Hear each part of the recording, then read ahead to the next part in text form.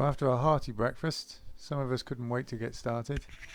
We gathered down at the river and started to load the canoes in. The steps at the campsite made it a lot easier. Just a case of shuffling down on my backside and then throwing me into the canoe. I managed to stay dry, but my shoes didn't.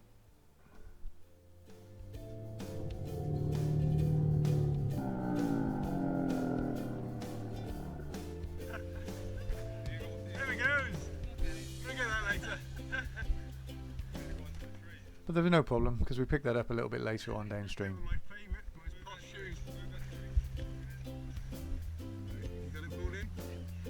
That's why I've got the GoPro ready for all of these incidents.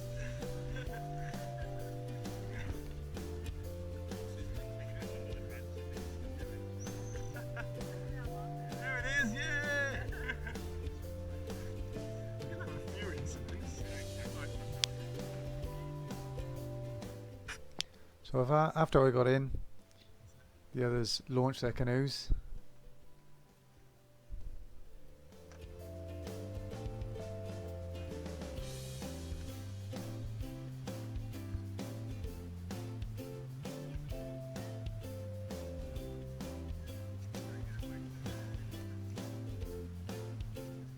Cracking weather for day 2. Scenery was gorgeous.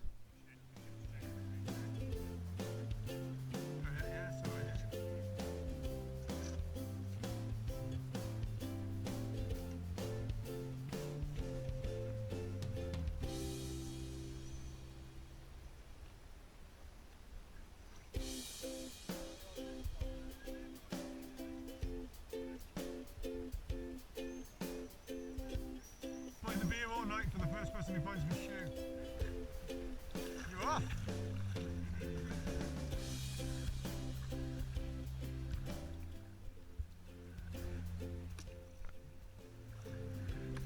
Oh, it's moving, isn't it?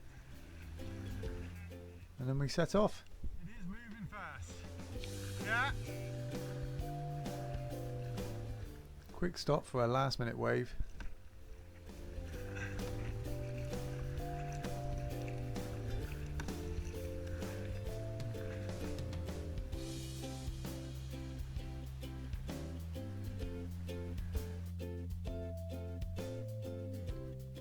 Day 2 was the second longest day of the 5-day trip, so we had a long day ahead.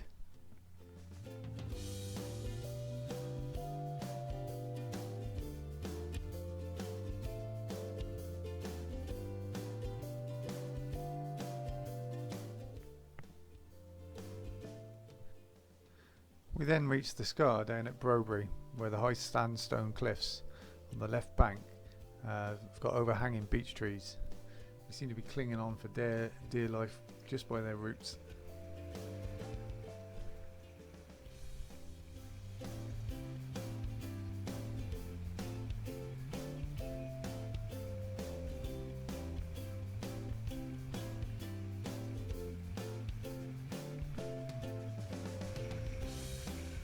We then heard the commotion as we reached Mornington Falls. As I rounded the bend, the others were gripping onto some trees over on the left bank. And we read loads about Mornington Falls. In fact, in our guidebook there was even a separate page dedicated on how to navigate it.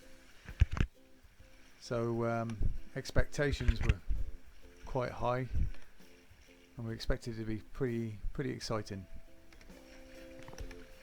So I volunteered to go on down first.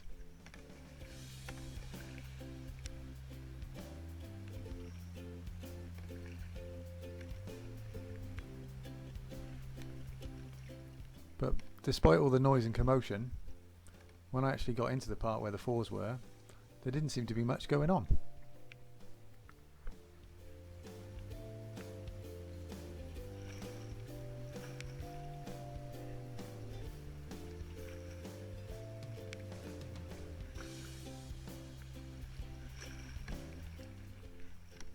And as it turned out, the river was in such a high state of flood that it had basically covered the falls completely.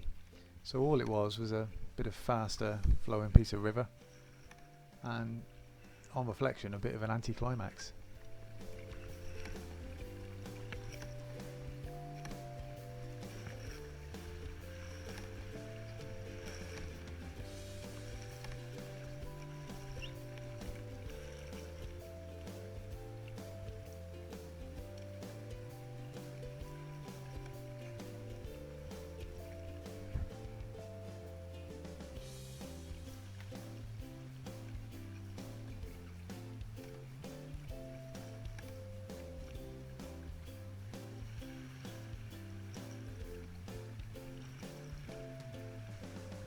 Ah, is that it? That's it! So we headed on down past New Weir, where there is no weir, just some attractive wall gardens on the left.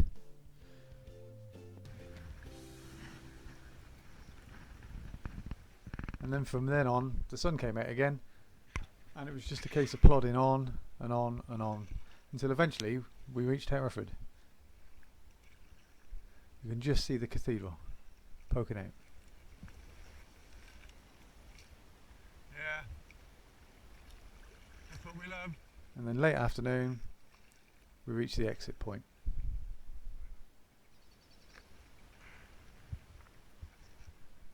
End of day 2.